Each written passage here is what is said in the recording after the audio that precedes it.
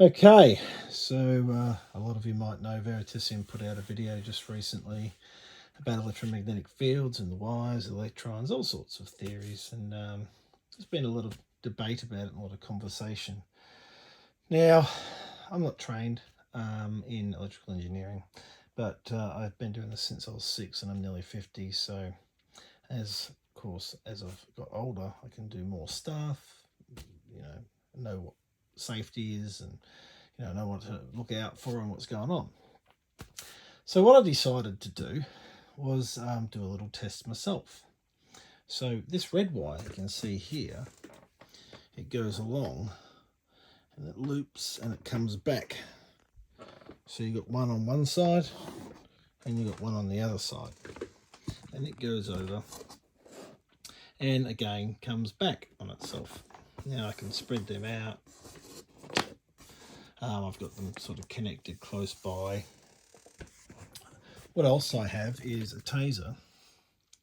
Now this taser is connected to the end of this fluorescent tube. The other one goes in the wire, around the red wire, all the way around the red wire, comes back along here, and to keep them equal in length I've had to double back that. Now that goes into a string of gas discharge tubes. 1, 2, 3, 4, 5, 6, 7, 8, 9, 10, 11. And I think they are rated at, if we can have a look at that, that'd be great, 600 volts each. Okay, so 600 volts has to be present for it to go over to the next one. So if you go 1, 2, 3, 4, 5, 6, 7, 8, 9, 10, 11, that's 6,600 volts. That has to be present for this system to work. And yeah, it works. So there's certainly a lot of voltage there. Now the next thing I also have with that black wire that follows the red wire right round is to consider the electric field and what sort of voltage is going in as a capacitive coupling.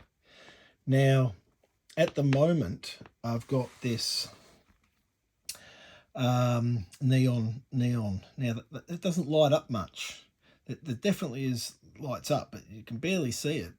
But I've also got a I think they're 350 volt. 350 volt.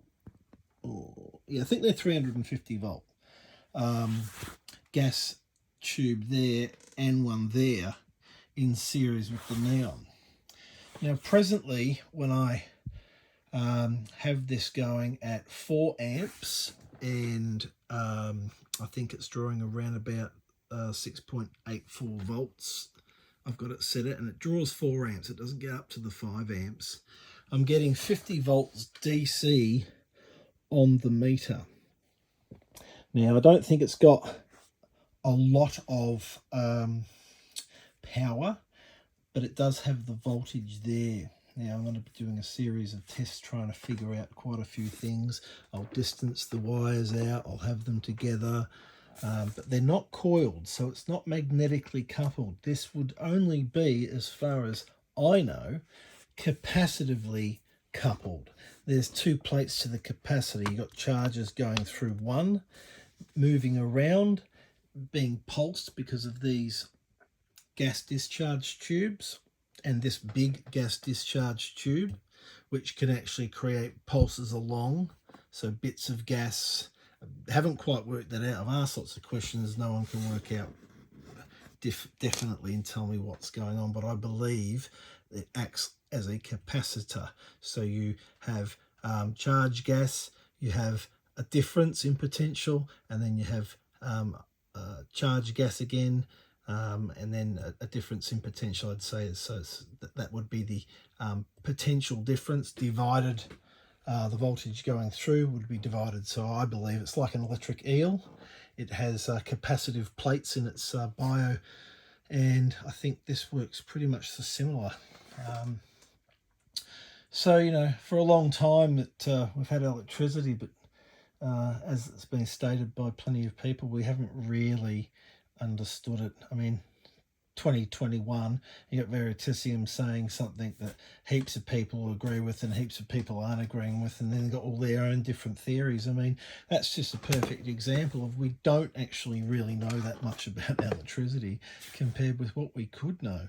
And I say to people, why don't we investigate electricity? Oh, well, what do you mean? We've got electricity.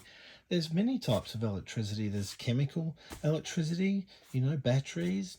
You've got static electricity, lightning. You've got inductive electricity from, you know, big hydro generators and wind turbines.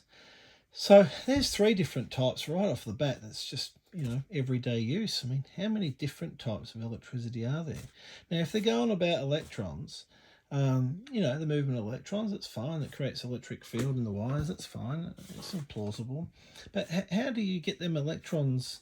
You know, say they say 1 electron's here and it's all electrons like ball bearings right along there. And you tap this one at this end and of course this one moves. So they don't all have to move from one end to the other. That's fine, but how do you get those electrons in an inductive electromagnetic field from one coil to the other, the primary to the secondary? Are they actually going through here, possibly the same way, like a capacitive, say this here, this might be a perfect example, like the electric eel, plates. So you put a charge here, and the negative charge and a positive charge, negative charge, negative charge is big long capacitor.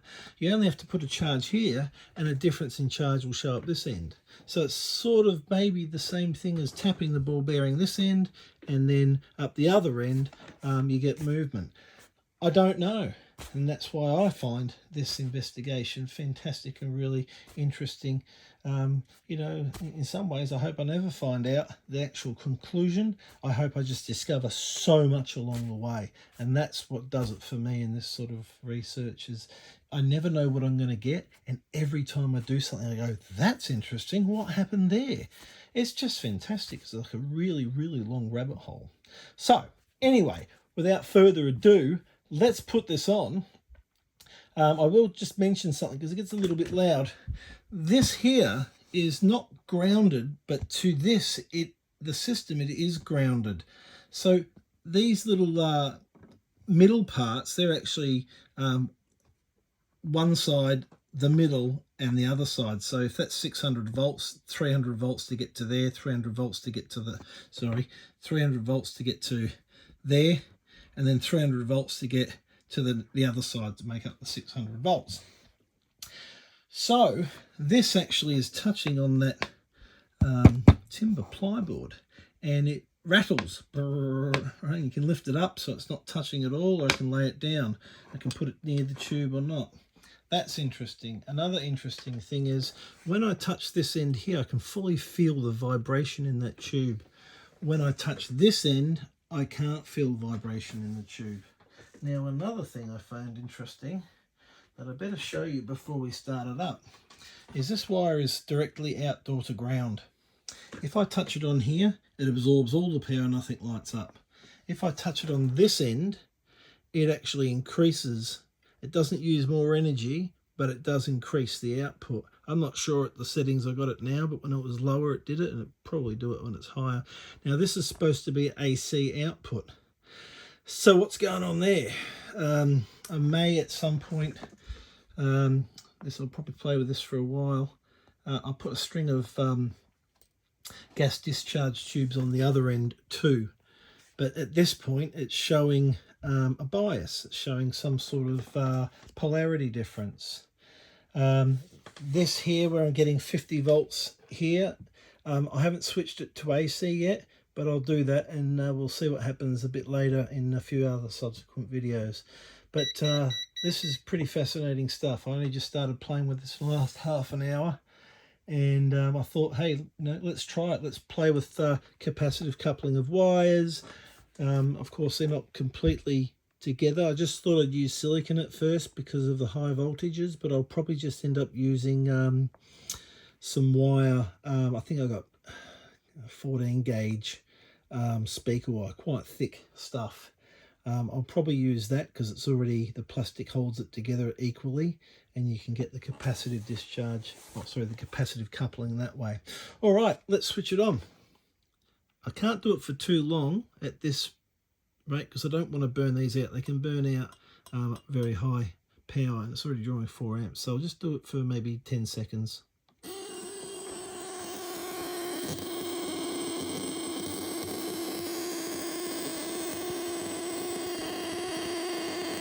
Aren't they cool? Now the voltage on here, DC, why aren't you showing up? What happened? Come on. Oh, don't know what's going on there. Let's switch it to AC.